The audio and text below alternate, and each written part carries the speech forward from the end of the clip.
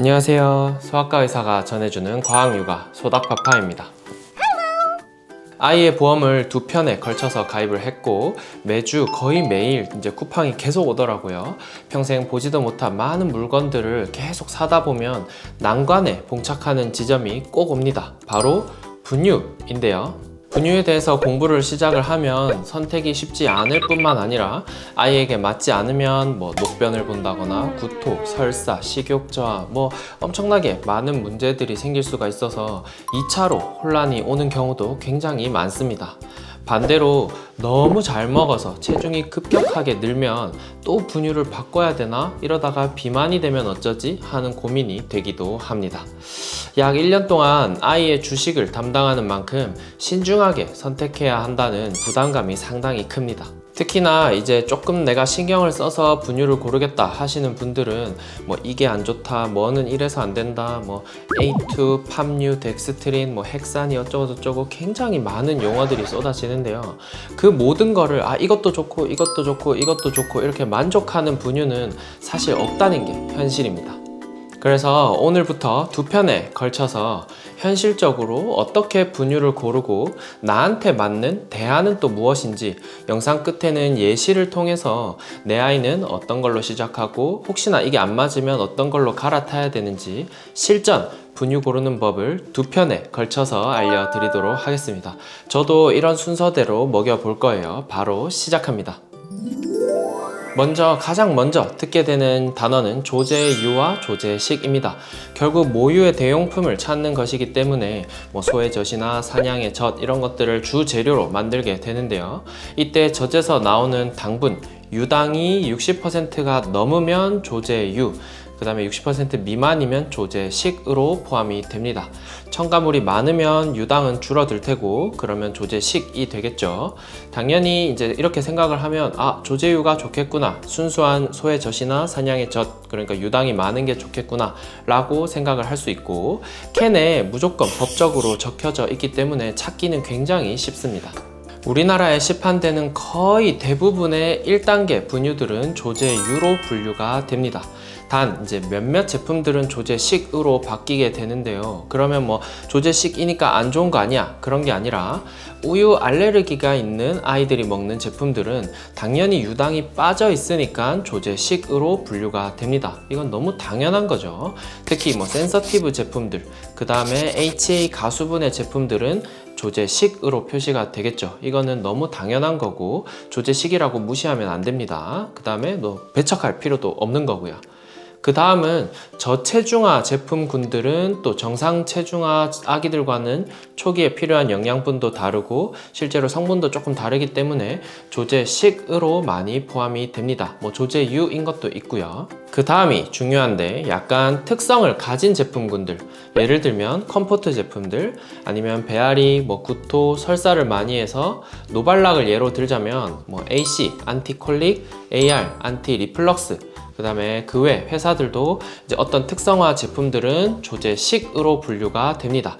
이거는 나중에 제가 성분 설명 드리면서 한 번 더 설명을 드릴 거예요. 이런 것들은 소화를 돕기 위해서 성분 조절을 한 것이기 때문에 당연히 성분들을 조절하다 보면 조제식으로 많이 분류가 됩니다.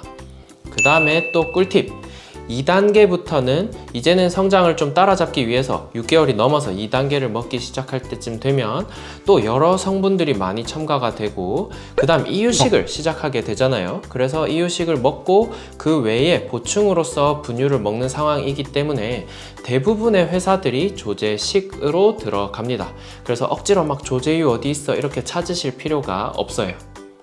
정리를 하면 기본적으로는 조제유가 좋다. 그 다음에 대부분의 분유 1단계는 조제유이니까 그냥 간단하게 캔에 있는 조제유인지 조제식인지 확인만 하면 된다. 다만 특징을 가진 제품들, 아까 말씀드렸던 그런 여러가지 특징을 가진 제품들은 조제식으로 분류가 된다. 그래서 그런 것들은 억지로 이거 싫어 이렇게 하실 필요가 없다. 이 정도만 알고 계시면 됩니다. 자, 두 번째부터가 진짜죠. 이번에 A2 분유 또는 산양유인지입니다. A2 분유, 산양유는 저는 이제 같은 의미로 쓰기 때문에 사실은 약간 혼용해서 쓰는데요. 우리가 우유를 건조시켜서 만든 분유라고 쳤을 때 그 우유 단백질의 상당 부분이 베타카제인이라는 단백질이 됩니다. 이 베타카제인이 A1 베타카제인, A2 베타카제인 이렇게 두 개가 있는데요. 이 두 개의 차이점 때문에 따로 구분을 합니다. 기본적으로 모유는 A2 베타카제인만 존재를 합니다. 예전에 젖소들은 A2 베타카제인만 존재를 했었는데 이제 막 소들을 개량하고 뭐 조금 더 잘 나오게 하다 보니까 요즘에 일반적인 젖소에는 A1 베타카제인과 A2 베타카제인이 섞여 있습니다. 이 A1 베타카제인이 소화되는 과정에서 BCM7이라는 성분이 발생을 하고 이게 이제 뭐 당뇨, 심혈관 질환, 위장관 질환, 뭐 자폐, 영아돌연사 등등 상당히 많은 질병에 이제 잠재적으로 관여한다는 논문들이 많이 있습니다. 그런데 이걸 맹신할 수는 없는 게 다만 이게 별 차이 없다라는 논문도 거의 비슷하게 많습니다. 아직도 굉장히 논란이 되는 이제 성분들인데요. 중요한 거는 효과가 없는 논문들에서도 막 뭐 이것도 효과가 없고 이것도 효과가 없다 라고는 되어 있는데 단 하나 위장관에서는 효과가 있다는 결론들이 굉장히 많습니다. 우리 아이는 그냥 일반적인 분유를 먹는데 변도 잘 보고 특별히 소화에 대한 불편한 점이 없다 하면 아주 축복받은 겁니다. 장도 튼튼하고 소화도 잘 되고 아주 좋아요. 자, 그런데 우리 아이는 어떤 분유를 먹여도 배앓이가 지속된다. 한두 번 이제 비슷한 걸로 바꿔봤는데도 호전이 없다. 그러면 그때는 A2 분유나 산양유로 바꿔볼 수가 있겠습니다. 저도 중학생, 고등학생 때부터 우유를 사실은 거의 못 먹었었거든요. 지금도 뭐 유제품 정도는 조금 먹는데 생우유는 벌써 안 먹은 지가 한 20년 가까이 됐어요. 두유만 계속 먹었는데 그만큼 장이 예민한 편이라서 제 아기도 그렇지 않을까 싶어서 저는 이제 A2 분유로 시작해 볼 생각입니다. 세 번째는 팜유의 유무입니다. 팜유는 야자나무에서 추출한 식물성 기름인데요. 모유에 풍부한 팔미틱산을 보충하려고 만든 겁니다. 그래서 이제 이전에 알던 분들은 막 팜유는 안 좋은 기름이야 이렇게 많이 생각하는데 원래는 모유랑 비슷하게 만들려고 이제 만든 거예요. 그래서 팜유 자체의 흡수율이 좋기 때문에 살이 안 찌는 아이들은 오히려 팜유가 들어있는 분유를 먹으면 체중이 잘 늘기도 합니다. 그래서 만들 때 첫 의도는 좋았다 이렇게 생각을 하시면 될 것 같아요. 다만 이게 칼슘과 엉겨붙어서 칼슘이 흡수가 안 되고 그냥 통과시키게 됩니다. 덩어리진 채로. 일부 동물 실험에서는 뼈 미네랄 밀도가 낮아진다는 보고도 있습니다. 소화 속도가 더뎌져서 변비가 생기는 경우가 있습니다. 그래서 요즘 성분표를 보면 코코넛 오일, 해바라기유, 유채씨유 등등 이제 다른 식물성 기름 성분이 적혀져 있고 배제시키는 경우도 이제는 많습니다. 또는 일루마처럼 팜유가 있기는 한데 자체적으로 소화가 잘 되도록 지방 흡수를 돕는 구조를 써가지고 변비나 다른 부작용을 이제 줄이는 경우도 있습니다. 그래서 살찌는 분유로 이제 많이 유명하잖아요. 그래서 팔미트산 자체는 모유에도 있는 필수 성분이다. 이거를 꼭 명심을 하셔야 되고요. 다만 변비가 심하거나 먹고 변을 잘 못 본다. 그러면 팜유가 없는 제품들로 변경해 볼 수 있겠습니다. 팜유는 뒤에 성분표를 보면 팜유라고 직접 적혀져 있는 경우도 있고 오묘하게 팜유, 팜올레인유, 팜핵유, 팜스테아린유 등으로 팜자가 들어가는 기름이면 대부분 팜유라고 생각을 하시면 됩니다. 네 번째는 덱스트린 또는 말토덱스트린 유무입니다. 자, 분유를 제가 조금 공부를 하다 보니까 대부분의 사람들이 무조건 배제하려고 노력하는 3대장 중에서 앞에 말씀드렸던 A1 안 좋다, 팜유 안 좋다, 그 다음이 덱스트린 안 좋다 입니다. 자, 이 덱스트린은 유당과는 다르게 아주 빠르게 소화 흡수가 되는 전분 분해 탄수화물입니다. 그러니까 아주 단순당으로 금방금방 변하는 거죠. 이게 영양가는 별로 없이 칼로리만 채운다, GI 지수가 높아서 혈당을 빠르게 확 올린다, 장내 유익균을 줄인다 등등 대부분의 사람들이 싫어하고 있습니다. 그러나 성분표를 보면 굉장히 하위에 있습니다. 뭐 비타민이나 일부 미량원소를 빼고 나면 대부분 주요 성분들 중에서는 거의 마지막쯤, 뭐 레시틴이랑 비슷한 정도쯤에 있습니다.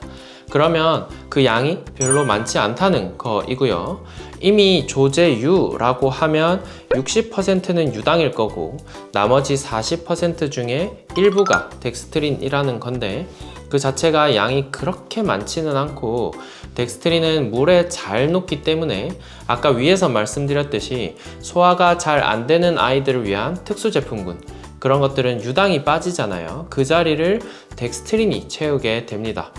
그래서 덱스트린은 녹는 정도, 소화의 정도를 조절하는 용도로 많이 쓰이기 때문에 경우에 따라서는 필수적인 성분이 됩니다. 실제로 덱스트린이 없는 앞타밀, 프로프트라나 뉴오리진 A2 같은 분유들은 안 녹고 덩어리지기로 굉장히 유명하더라고요. 제가 이제 나중에 직접 이 편에서는 막 타서 비교하는 영상들도 보여드릴 건데요.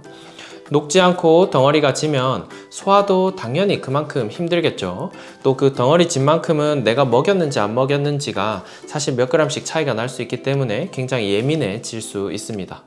실제로 앱솔루트 센서티브, 우유 알레르기가 있거나 아토피가 있으면 이제 센서티브 제가 많이 추천드리는데요. 다른 제품들보다 덱스트린이 상당히 상위에 있다. 그러니까 유당이 빠지고 덱스트린이 추가로 들어간 거죠. 그렇게 해서 소화도 좀 용이하고, 유단백은 부분 가수분해에서 알러지성을 줄인 그런 제품이다 라고 이해를 할 수가 있겠습니다. 그래서 무조건 나쁜 게 아니다. 이 모든 걸 정리해드리면, 뭔가 계속 헛배가 차고 방귀도 자주 끼고 배앓이를 자주 한다. 그러면 이제 혹시나 A1 단백질 때문에 그런 건 아닌지 생각해서 A2 분유나 산양유 분유로 바꿔볼 수 있다. 그 다음 팜유는 가급적이면 없는 게 좋기는 하겠지만 일루마처럼 그 단점을 상쇄시킨 제품들은 또 괜찮다. 너무 걱정할 필요 없고, 이 살찌는 분유로 유명한 게 다 이런 이유들, 지방 흡수가 잘 되고 못 되고 이런 것들에 있다. 이런 것들을 명심하면 좋겠습니다. 덱스트린은 그 자체의 양이 그렇게 많지는 않고 특수 제품군에서는 다양하게 쓰이고 녹는 정도, 소화의 정도 등을 결정하는 인자가 된다는 걸 꼭 명심을 하셔야 되고요. 내가 덱스트린 없는 제품군을 앞타밀 아니면 다른 제품들 이런 것들을 쓰는데 너무 잘 녹지 않아서 젖병에 남는 경우가 있다. 또는 그래서 농도가 좀 내가 원하는 농도인지 잘 모르겠다. 다 먹었는지 파악하기 어렵다. 아기가 자주 개워낸다 이러면 조금 더 잘 먹고 소화가 잘 된다는 덱스트린이 조금 있는 제품군으로 바꿔볼 수도 있겠다. 명심하시면 되고요. 그 다음 아까 말씀드렸듯이 특수 제품군들, 노발락, AR, AC, IT, 그 다음에 센서티브, 컴포트, HA 분유 이런 것들은 그 특성, 그 기호에 맞게 이런 거 저런 거 넣고 빼고 하다 보니까 설계가 된 거라서 위에 세 가지 제가 막 설명드린 거 다 신경 쓰지 마시고 아이의 건강을 위해서 먹이시면 충분합니다. 제가 예시를 하나 들어볼게요. 제가 만약 조리원에서 뭔가 분유를 먹었을 거잖아요. 이거를 먹이는데 자꾸 집에서 배앓이를 하는 것 같다. 아니면 뭔가 녹변을 자주 본다. 그래서 분유를 바꿔보려고 한다면 첫 번째는 A2 분유나 산양유 분유로 바꿔볼 수 있을 것 같아요. 그 다음에 두 번째는 이제 그런 아이들을 위해서 만들어진 제품, AC 분유나 컴포트 분유 이런 것들로 바꿔볼 수도 있겠죠. 세 번째로 나는 A2 분유나 산양유 분유로 바꿨는데도 계속 배앓이를 한다. 그러면 이제 우유 알레르기를 의심하면서, 아니면 또 얼굴에 습진이 있다거나 몸에 뭔가 습진이 있다. 그러면 우유 알레르기를 의심하면서 센서티브 제품군으로 바꿔볼 수도 있겠습니다. 그 외에도 사실은 고려할 점이 한두 개가 아니라서 머리가 굉장히 아플 수도 있지만, 일단 우리나라 분유 허가 기준이 정말 엄격하고 분유 제조 기술도 굉장히 뛰어난 나라 중에 하나입니다.